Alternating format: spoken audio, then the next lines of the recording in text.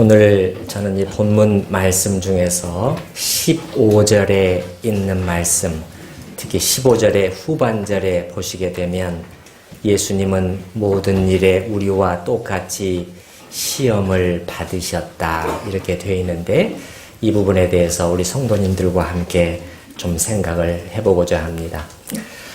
약 10여 년 전에 여러분이 그 기억을 하고 아마 계실 것 같습니다만은 패션 오브 크라이스트라고 하는, 그러니까 우리말로 번역을 하면 그리스도의 순환이 되겠죠. 그 영화가 전 세계에 상영이 되어서 많은 관심을 불러일으킨 적이 있었습니다. 저는 그 영화를 보면서 그런데 예수님의 고난에 제가 볼 때는 30%도 다 묘사를 하지를 못했다는 그런 생각을 했어요. 근데 이제 사실 저는 예수님을 주인공으로 하는 영화를 만드는 자체, 그리고 거기에 예수님의 얼굴이 이렇게 뚜렷이 나오는 자체에 대해서 별로 동의를 하지는 않아요. 그런 영화들 속에 보면은 그 주인공 예수님을 맡은 배우들은 또 한결같이 잘생겼죠. 핸섬하게 생기고 이렇게 구렛나루 아주 매력적인 그러한 얼굴을 하고 있는데, 사실은 이것도 성경과 일치하는 것은 아니에요. 고운 모양도 없고 통체도 없은즉, 예수님의 아름다우심은 겉모습의 아름다움이 아니었다는 것을 우리는 알 수 있는 것이죠. 약간 다른 얘기입니다만은 우리 한국 분들 참 외모에 많이 치우치는 그러한 경향이 있는데, 다른 나라 분들도 그것을 느낀다고 하네요. 좀 심하다는 거예요. 외모를 유난히 중시하는 분위기가 우리나라에 있는데, 이것은 건강한 사회의 표징은 아닙니다. 그런데 심지어 교회에서도 부교역자를 뽑을 때, 부목사를 뽑을 때 얼굴도 본대네요. 아니, 저희 그 동료 목회자들이 하는 말인데 확신 있게 얘기하는 거예요. 아, 그렇구나. 이 세상이 이렇게 되었구나. 교회까지 이렇게 되었구나. 그런 것을 느꼈는데요.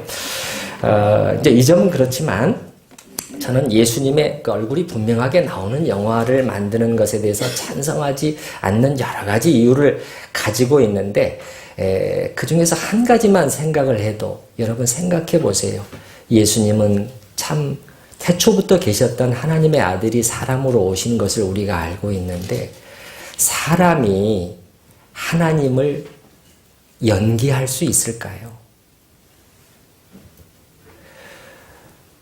지구상에 지금까지 살았던 인간들 중에서 가장 고결하고 흠없는 삶을 살았다고 하는 사람마저도 감히 그 시도를 못할 것인데, 배우들이 그것을 하고 있단 말이에요. 그런 삶과는 전혀 거리가 먼, 그리고 또 그렇게 하도록 시키고 있단 말이죠. 그 설교자 존 파이퍼 목사님의 설교를 최근에 듣는데, 제가 이제 시간이 없으니까 차를 타고 다니면서라도 잠깐 듣습니다만은, 그 가운데 이 예수님의 그 영적인 아름다움을 제 마음속에 느낀 한 부분이, 대목이 있었어요. 예수님은 어떤 분이셨는가? 예수님은 자기를 온전히 비우고 오직 아버지의 영광을 드러내기 위해서 사신 분이셨다. 그런데 우리는 어떤가? 예수님과 정반대란 말이죠. 우리는 철저히 우리 중심적이에요. 나 중심적입니다. 가족 안에서도, 심지어 부부 간에도 내 중심적이에요. 그래서 나는 나의 유익과 나의 편안함, 그리고 내가 칭찬받고 내가 인정받고 나의 영광을 추구하는 것으로 꽉 차 있는 것이 우리 인간이에요. 그런데 그런 우리가 예수님의 그 진실한 눈빛을 어떻게 흉내낼 수 있겠느냐는 거예요. 불가능합니다. 불가능해요. 그러니까 그런 이유 하나만 봐도 저는 이제 예수님 나오는 영화 자체를 좋아하지는 않아요. 좋아하지는 않은데 굳이 예수님을 등장시키려면 저는 그 오래전에 나왔던 고전적인 영화 배너라는 영화 기억하시나요? 예, 거기 보면 예수님의 대사가 하나도 안 나오죠. 나오더라도 그 다음에 뒷모습, 산상수훈을 하실 때도 뒷모습, 그 다음에 아주 멀리서 잠깐 잡는데 그 예수님이 많이 나오지도 않는데 사실은 예수님이 그 영화 속에서 차지하는 무게감은 굉장히 크거든요. 예, 그 정도면은 그래도 괜찮을 것 같아요. 그런데 여러분이 아시는 분 계실지 모르지만 2년 전에 배너라는 영화를 리메이크했어요. 봤는데 완전히 망쳐버렸습니다. 완전히 망쳐버렸어요. 예. 그런데 어찌됐든 이제 이 패션 오브 크라이스트라는 그 예수님의 순환을 다룬 영화가 많은 분들이 봤기 때문에 제가 오늘 잠깐 좀 언급을 하고자 한다면 두 가지 측면에서 예수님의 순환을 크게 놓치고 있었는데, 하나는 예수님께는 죽으신 뿐만 아니라 이 땅에서 사셨던 삶 자체도 고난이었거든요. 근데 이 영화는 마지막 죽으심에 이르는 며칠간만 조명하고 있었어요. 두 번째는, 그리고 주님께는 정말 큰 고난과 괴로움이 있었다면은 몸으로 겪는 그러한 육체적인 고난뿐만 아니라 그분의 심령의 그 외로움과 고통은 말할 수 없이 컸는데, 영화는 그러한 측면을 거의 그려내지 못하고 있었어요. 그냥 신체적인 고통, 그냥 선혈이 낭달 정도로 채찍에 맞고 막 못 박히고 그러한 부분에 집중을 하고 있었죠. 그러니까 무슨 말씀을 드리는 것이냐, 예수님의 고난이라는 것은 둘 다를 항상 같이 봐야 된다는 거예요. 그의 죽으심뿐만 아니라 삶도 고난이셨다. 그 다음에 그분의 육체적인 그 고난뿐만 아니라 그분의 영혼, 내면의 고통은 그보다 훨씬 더 큰 것이었다는 것입니다. 화랑계통의 그 개혁주의 신학자인 루이스 벌코프도 그의 조직신학 교재에서 이 점을 지적을 하고 있는데, 제가 얼마 전에 그 일부를 잠깐 인용한 적이 있었습니다만은 제가 좀 오늘 읽어드리도록 하겠습니다. 그 문장이 쉽지는 않지만 잘 귀를 기울여서 들어주시기 바라요. 우리는 자주 그리스도의 순환이 그의 생애의 마지막 고통들에 제한되었다고 생각하는 경향에 빠지곤 한다. 그러나 사실은 그분의 전 생애가 순환의 생애였다. 그것은 만유의 주 되신 분이 종으로서 사셨던, 만유의 주제이신데 종으로서 사셨던, 섬기는 자로서, 그리고 거룩하고 무죄하신 분이 죄로 저주받은 세계 속에서 사셨던 생애였던 것이다. 순종의 길은 그에게 있어서는 또한 순환의 길이기도 했다. 그는 끊임없는 사탄의 공격과 자기 백성의 증오와 불신, 그리고 원수들의 박해에서 순환을 당하셨다. 그분이 느꼈던 고독감과 책임감은 그를 짓눌러 으깰 정도로 컸을 것임에 틀림없다. 그분이 느꼈을 고독감과 책임감, 제가 신학교 교수로 있다가 이제 목회를 한 지 불과 1년 정도밖에 지나지 않았지만 뭔지 모를 그 책임감과 이 고독의 무게가 적지 않게 저에게 다가오고, 사실 솔직히 말씀드리면 가끔은 피하고 싶기도 해요. 도망치고 싶은 생각이 들기도 합니다.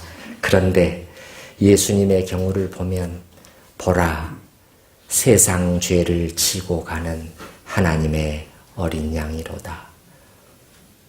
우리 모두의 죄를 포함해서 온 인간의 죄를 지고 가신 그분의 삶의 무게가 얼마나 무거우셨을 것인가. 그럼에도 누가 사실 얼마나 환영하고 박수갈채를 퍼부어 주었는지, 저 같은 경우 우리 성도님들이 얼마나 사랑하고 아껴주시고 기도해 주시는데, 예수님께는 끊임없는 불신과 비방과 공격에 시달리셨죠.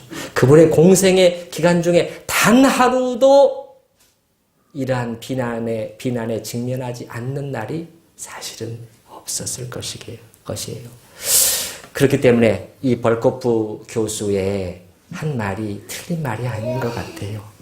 이것이 그를 짓눌러 으깰 정도로 컸을 것이라는 거예요. 그것도 마지막 일주일 정도 패션 오브 크라이스트에 나오는 영화처럼 거기에 집중된 것이 아니라 전생에 사실 내내 이렇게 살아가셨다.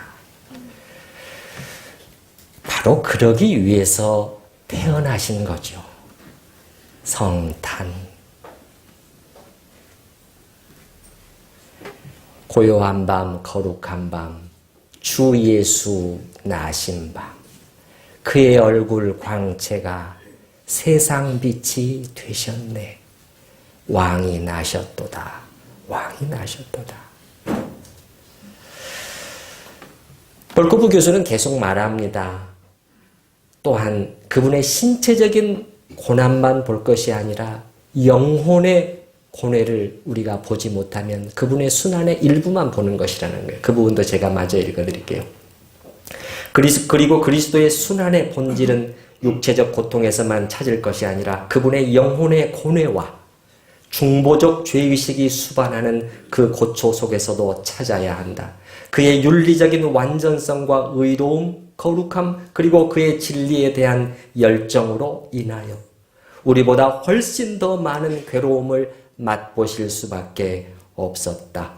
아무도 예수님처럼 고통과 비애와 도덕적 악을 심각히 느낄 수는 없었던 것이다. 저는 정말 동의를 하고 그러면서 이 벌코프 교수는 그리스도의 이 시험, 오늘 우리 설교 제목이 제가 모든 일에 시험을 받으신 예수 이렇게 잡았는데 그리스도께서 받으셨던 시험도 역시 그분의 순환의 일부였고 순환의 본질을 구성하는 요소였다. 그렇게 말한다는 말이죠. 그래서 저는 오늘과 다음 주 두 주에 걸쳐서 주님의 순환의 일부를 형성하는 그 시험 받으심이라는 것이 무엇이었는가 하는 것을 우리 성도님들과 함께 생각해 보려고 해요. 오늘은 중요한 화두를 일단은 던지고자 합니다. 구체적인 내용은 또 다음 주에 더 나누려고 해요. 자, 15절 말씀, 우리 15절 4장, 히브리서 4장 15절 말씀을 저와 같이 한번 읽어보시도록 하겠습니다. 우리에게 있는 대제사장은 우리의 연약함을 동정하지 못하실 이가 아니요 모든 일에 우리와 똑같이 시험을 받으신 이로되 죄는 없으시니라. 시험을 받으셨는데 죄는 없으셨다는 거예요. 그러면 우리는 어떤 그 생각 속으로 치우칠 수가 있냐면 죄를 하나도 안 지으셨다고? 그러면 우리만큼은 시험을 받지 않으셨구나. 그러니까 우리처럼 진짜 온전한 사람이 되신 것은 아니구나. 그렇지 않아요. 그렇지 않아요. 성경과 기독교 신학이 명백하게 가르치는 것은 그는 참 하나님이요 참 사람이시다. 이 말은 무슨 말이냐면 100% 하나님이실 뿐만 아니라 100% 사람이 되셨다는 거예요. 우리 육체와 영혼을 구성하는 모든 것을 다 취하셨다는 거예요. 85%나 90%의 인성을 취하신 것이 아니었다는 것입니다. 그렇기 때문에 본문에서도 뭐라고 말하죠? 15절 뒷부분에 다시 한번 보시면 모든 일에 우리와 똑같이 시험을 받으셨다. 그렇게 말하고 있는 것이죠. 다만 주님께서는 하나님과의 끊임없는 교통과 성령의 능력을 힘입으셔서 온전한 순종 가운데 모든 시험과 유혹을 이기고 승리해 내셨다는 것이죠. 그것을 통해서 우리에게 무엇을 보여주려고? 참 인간의 길이 무엇인가? 무릇 인간됨이란 이렇게 살아야 되는 것이다.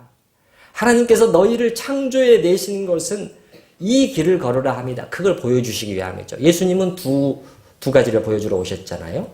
첫째는 참 하나님이시기 때문에 우리에게 하나님이 어떤 분이신가를 보여주시는 분이에요. 하나님을 알고자 하면 예수님을 보면 되지요. 두 번째는 참 사람이 되셨기 때문에 사람을 보여주시는 거예요. 참 인간의 모습을 보여주시는 분이 예수님이시죠. 그렇다면 예수님이 시험을 받으셨다는 것은 무엇을 의미하는 것인가? 그분이 시험에 넘어지지 않으셨고 그래서 죄를 짓지 않으신 것은 분명한 사실이지만 성경은 주저없이 시험이라는 단어를 사용한단 말이죠. 시험을 받으셨다 이렇게 말한다면 그 받으셨다는 시험이 도대체 무엇일까? 여러분은 어떻게 생각을 하시나요?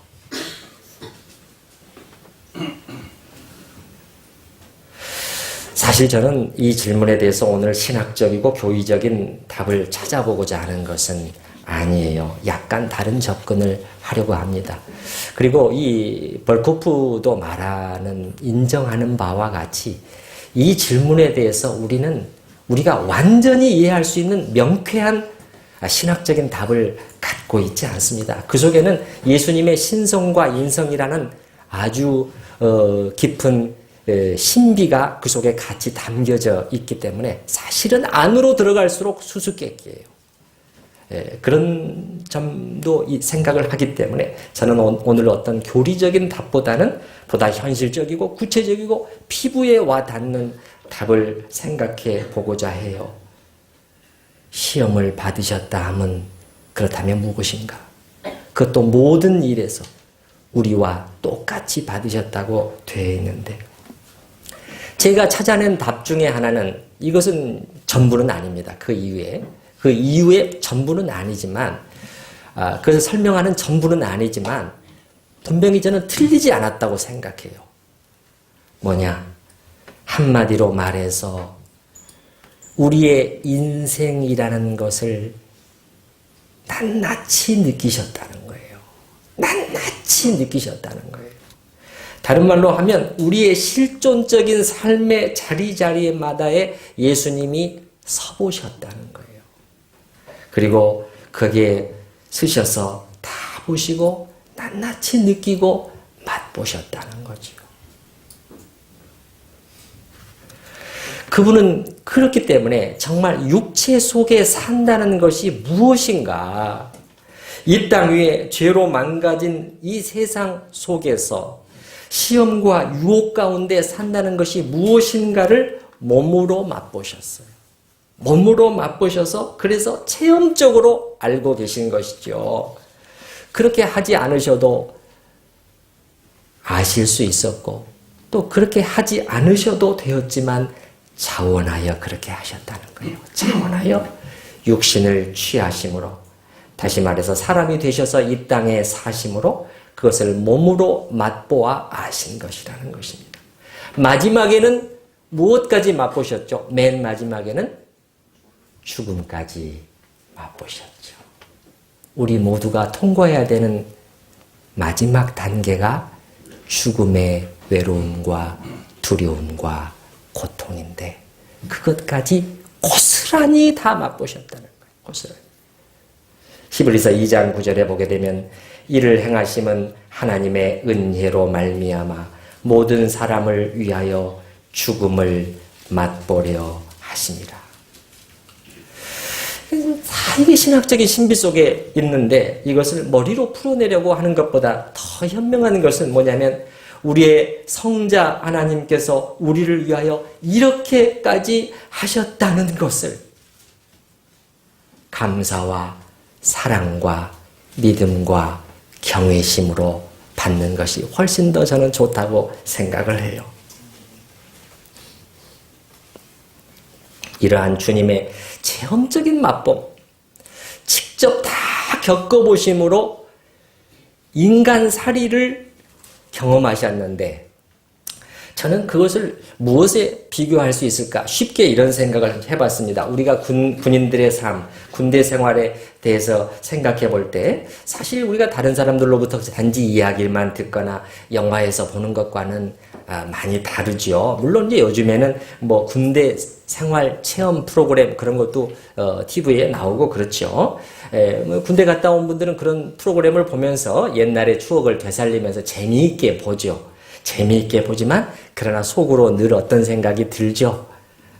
이 2주일의 군대 체험 프로그램이라는 것과 2, 3년간 실제로 군 생활하는 것이 얼마나 다른가를 생각을 하곤 하죠. 물론 이제 요즘의 프로그램들을 보니까 연예인들이 겪는 그 훈련의 강도가 아주 강해졌더라고요. 아주 세졌어요. 그래도 다르죠. 내무반 생활 하나만 보셔도 알잖아요. 거기 보니까 내무반에 들어갔는데 고참 병사들이 말을 올려줘요. 상병과 병장들이 말을 올려주더라고요. 그런 내무반 있습니까? 예. 그러니까 꼭 정확한 비유는 못 될지 모르지만 예수님의 우리의 삶을 몸으로 맛보시고 아신다는 것은 군대 생활을 체험 프로그램으로서가 아니라 정말 그 속에 들어가서 다 생활해 보심으로써 아는 거랑 마찬가지라는 거예요. 그것도 무슨 뭐 계급으로 치면은 사령관이나 혹은 아니면은 뭐 대령, 중령 이런 고급 장교로서가 아니라 밑바닥 사병으로서 그래서 내무반에서 함께 자면서 고참들에게 욕설도 듣고 발길로 걷어차이기도 하고 그 동료 병사들의 땀 냄새를 코로 맡으면서 군대 생활 그렇게 해서 아는 것처럼 우리 주님께서는 이 땅 위에 인간의 삶이라는 것이 죄로 망가진 이 땅 위에 그 속에서 살아낸다는 것이 어떤 것이라는 것을 다 맛보시고 아셨다는 거예요. 제가 오늘 이 본문 말씀을 우리 성도님들과 함께 나누는 것은 개인적으로 이 부분을 깊이 좀 묵상하고 적용해 보면서 많은 그 힘과 위로를 경험했기 때문에 그러는 것인데, 자, 15절 말씀을 다시 한번 보시면 15절 중간쯤에 모든 일에 우리와 똑같이 이렇게 되어 있는데 정말 원어 성경에도 그렇게 되어 있을까 찾아봤어요. 아주 정확한 번역이에요. 원어 성경에도 이런 의미로 되어 있어요. 모든 면에서 우리와 같은 모양으로. 모든 면에서 우리와 같은 모양으로 시험을 받으셨다. 저는 이제 그것을 이렇게 적용을 해봤다는 거죠. 우리와 똑같은 삶의 모든 자리들에 다 서보셨다. 그게 정말일까? 사실은 의심도 자꾸 들었어요. 그러나 성경은 거짓말하지 않는데, 하나님은 거짓말하지 않으신데 아주 명확하게 그렇게 되어 있는 거예요. 가감없이 모든 일에 우리와 똑같이 시험을 받으셨다는 거예요. 그렇다면 어떤 시험, 어떤 삶의 자리들에 예수님이 서보셨을까 하는 믿음의 묵상을 해봤습니다. 이 말씀을 일단 믿고 그 다음에 이 믿음을 근거로 해서 묵상을 해본 거죠. 우리에게 필요한 것이 늘 그거잖아요. 믿음의 묵상이에요. 믿음의 묵상. 그래서 예수님의 이 땅 위에서의 삶을 다 제가 한번 이것저것 생각을 해보면서 우리가 겪을 수 있는 여러 삶의 자리들에다가 예수님을 한번 놔봤어요. 여기에도 놔보고 저기도 놔보고. 놓는다는 것이 다소 무례하게 들릴지는 모르지만 예수님이 제가 놓는 것이 아니고 예수님이 그런 자리들에 계셨다는 것이죠. 그걸 다른 식으로 표현해 본 것뿐이에요. 그래서 우리의 매일의 삶 속에서 있을 수 있는 여러 가지 시험거리들, 특히 남의 얘기가 아니라 저의 얘기를 봤어요. 저의 삶의 자리들. 제가 여러 상태 속에서 다양하게 겪는 이 인생살이의 갓난들을 생각을 해보면서 그게 없는 인생이 어디 있습니까? 그게 없는 인생이 어디 있어요? 우리가 저분은 참 잘 나가고 있구나. 그분의 삶도 여러분이 같이 동행해 보시면 그렇지 않아요. 그래서 제가 상상할 수 있는 여러 가지 인간사에 일어나는 갖가지 죄와 고통과 비참, 혹은 우리가 보고 겪는 불의와 불공평, 여러 시험의 현실들을 하나하나 떠올려 보면서 거기에 예수님을 놔봤는데 참 놀랍죠. 참 놀라워요. 그렇게 하는 그것만으로 얼마나 저에게 위로가 되는지, 위로가 되었단 말이죠. 주님께서 이미 이것들을 다 보셨고 맛보셨고 나보다 더 잘 알고 계신다는 그 사실이 그렇게 저에게 힘이 되어오면서 제 마음속에서 어떤 외침 같은 것이 터져 나오는 거예요. 주님, 그래요. 당신은 알고 계십니다. 군대 생활 아는 것처럼 그렇게 알고 계셔요. 제가 설교로 그것을 다 표현하고 전달할 수는 사실은 없고, 가장 좋은 방법은 우리 각자가 그것을 해보는 것이죠. 무엇을? 믿음의 묵상을 해보는 것이죠. 믿음의 묵상. 그렇게 하게 되면 성령께서 우리 안에서 보여주시는 부분들이 있고, 그것이 우리에게 위로와 기쁨과 이 땅을 이겨낼 수 있는 힘으로 작동하게 된다는 것이죠. 베드로전서 1장 8절에 보면 이런 말씀이 있어요. 예수를 너희가 보지 못하였으나 사랑하는도다. 보지 못했다는 거예요. 우리랑 똑같다는 것입니다. 초대교회 성도들이 우리랑 다르지 않았다는 거예요. 우리가 예수님 볼 수 있습니까? 한 번이라도 봤습니까? 그 음성이 귀에 들립니까? 그들도 그랬다는 거예요. 그들도 똑같은 상황에 있었다는 거예요. 그런데 사랑한다는 거예요. 그렇게 사랑한다는 거예요. 예수님을 향한 사랑이 그 마음속에 이렇게 저 속에서 이렇게 돌고 있다는 거예요. 그러면서 그 다음에 말하기를 이제도 보지 못하나 믿고 말할 수 없는 영광스러운 즐거움으로 기뻐하니. 베드로전서 1장 8절 말씀. 예수님을 우리와 똑같이 보지 못하고 있는데 어떻게 이렇게 될 수가 있지요? 말할 수 없는 영광스러운 기쁨이 그 가슴 속에 있어서, 그래, 외적인 현실은 이렇게 시달리고 이렇게 사방에서 눌러오지만은 그래도 이 길을 갈 수 있겠네요. 그러면서 찬송하면서 나갈 수 있는 힘이 어디서 오느냐는 거예요. 무엇이 다르죠? 예수를 너희가 보지 못하였으나 사랑하는도다. 그 사이에는 예수님과의 교제가 있는 거예요. 예수님과의 오고감이 있는 거예요. 끊임없이 예수님을 묵상하면서 그분과 동행하는 이 연결이 있었기 때문에 그 다음에 예수를 보지 못하였으나 사랑하는도다. 이렇게 하는 거죠. 사랑하는도다. 여러분, 예수님을 많이 생각하실 수 있기를 바랍니다. 히브리서에 보게 되면 3장 1절에 우리의 믿는 도리의 사도시며 대제사장이신 예수를 깊이 생각하라. 깊이 생각하라. 깊이 생각하라. 그게 신앙의 맛 아니겠습니까? 우리 성도님들이 그거 각자 하셔야 된다는 거예요. 그거 각자 하셔야 된다는 거예요. 말씀 듣고 예배 드리고 돌아가서 그것을 하셔야 돼요. 우리의 생각이 다른 것으로 가득 차 있는데 여러분, 어떻게 예수님이 내게 힘이 되실 수 있을까요? 안 돼요. 불가능합니다. 생각도 안 하는데, 생각할 시간도 없는데, 아니 시간이 나면 딴 것으로 다 채워버리는데 어떻게 예수님이 나에게 힘이 되실 수가 있겠어요?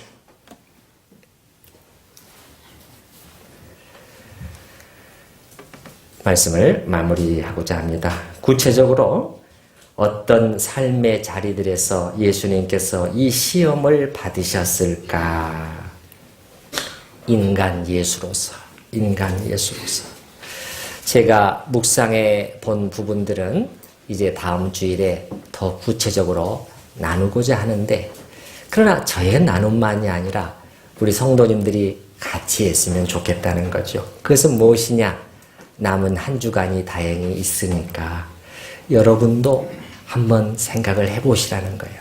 히브리서 4장 14절과부터 16절까지를 많이 보시면서 많이 읽어보시면서 이것이 무슨 의미일까? 오 목사님 말을 들으니까 특별히 시험을 받으셨다는 것을 이렇게 연결시키고 있는데 내가 이 땅에서 겪는 모든 시험과 힘듦의 자리에 예수님도 서보셨다는 것인데 그래서 낱낱이 그것을 다 맛보셨다는 것인데 과연 그러셨을까? 그러면 이제 나의 삶의 자리들을 돌아봐야 되는 것이죠. 특히 내가 겪는 아픔과 고통의 자리. 그래서 이런 자리도 아니 이런 것도 아니 이런 아픔도 이런 고통도 다 맛보셨을까?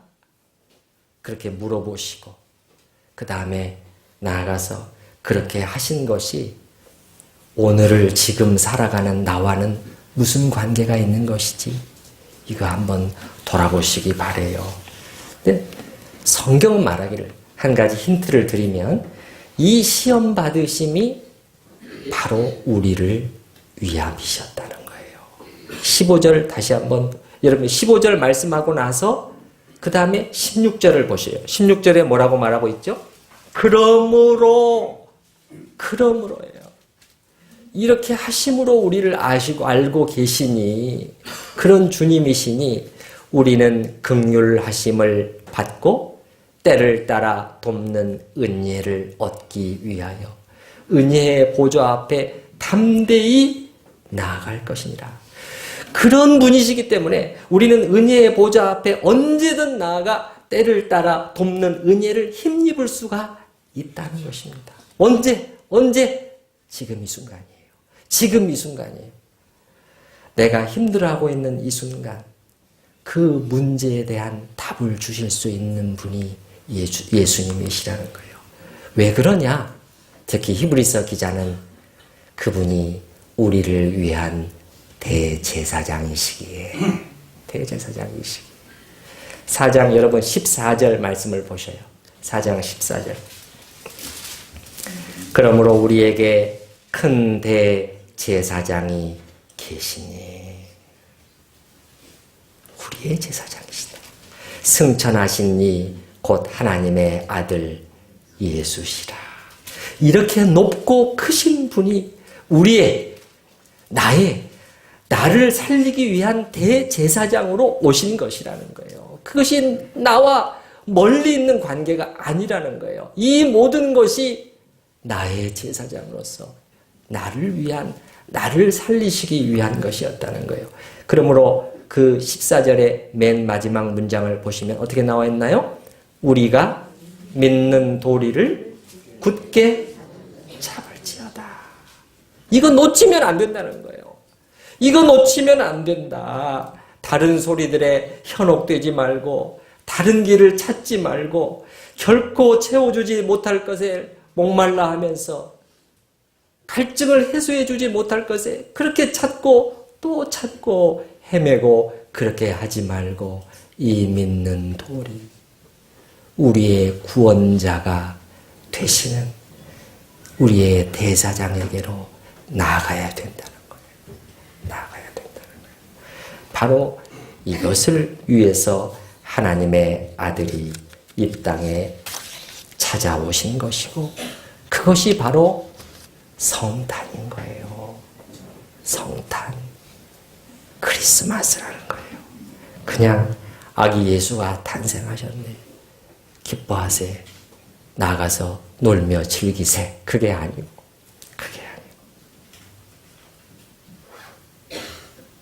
구원자 예수님이 우리의 대제사장으로서 이렇게 오신 것이다. 내일 성탄절의 제 설교의 제목이 내 눈이 주의 구원을 보았사오니 이렇게 되어 있는데 시므온이 아기 예수를 안고 하는 말이었습니다. 이 아기 예수를 통해서 하나님의 구원을 보는 거예요. 이분이 앞으로 어떻게 자라서 어떻게 살아가고 어떤 삶을 통해서 하나님께 영광을 돌리고 우리를 살려내실 것인가? 이스라엘의 구원이 되시고 이방을 비추는 빛이 되실 그 구원을 아기 예수를 통해서 본 겁니다. 우리 이 시간 들은 말씀을 생각을 하면서 하나님께 같이 기도하시는 시간을 같이 가지십시다.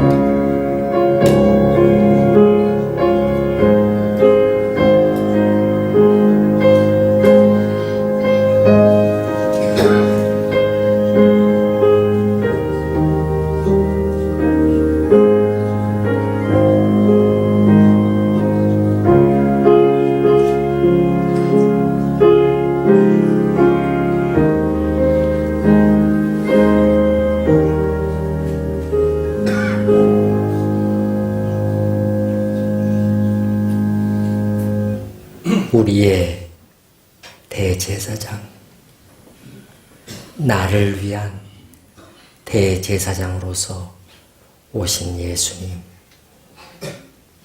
그렇게 하시지 않아도 되었는데도 이 땅에 오셔서 우리의 삶의 자리자리마다에 다 서셨고 다 느끼셨고 다 맛보셨습니다. 그러므로 우리에게 있는 대제사장은 우리의 연약함을 체휼하지 못하실 이가 아니라고 성경 기자는 우리를 부르고 있습니다. 이분에게로 나아가라고. 더 이상 다른 것을 찾지 말고 믿는 도리를 굳게 붙들라고 우리를 부르고 있습니다. 주님, 주님, 바로 보게 하여 주시옵소서. 믿음의 이 돌이 우리의 구원자 예수를 단단히 붙들 수 있도록 도와주시옵소서. 예수님의 이름으로 기도드립니다. 아멘.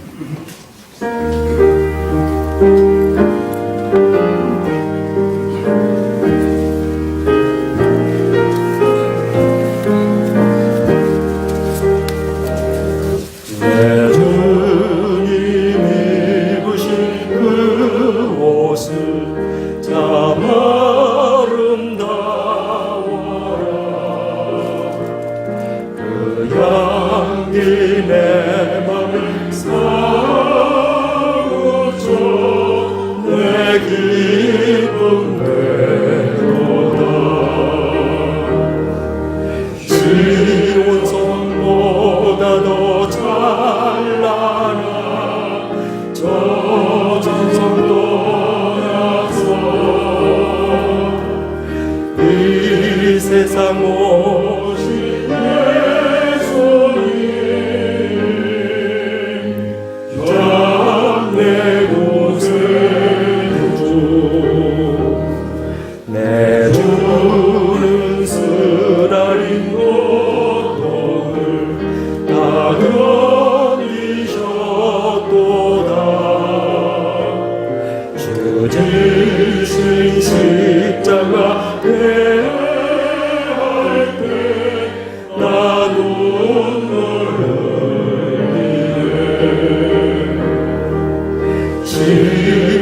성보다 더 찬란한 저 천성 떠나서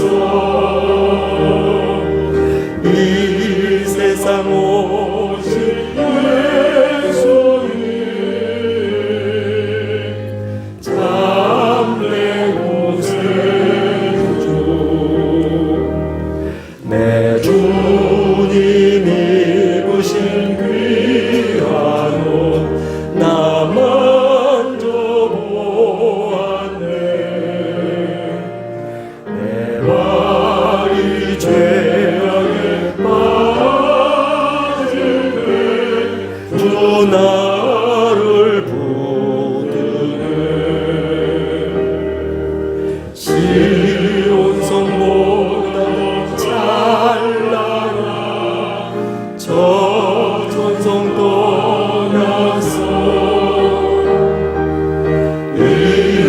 세상 오신 예수님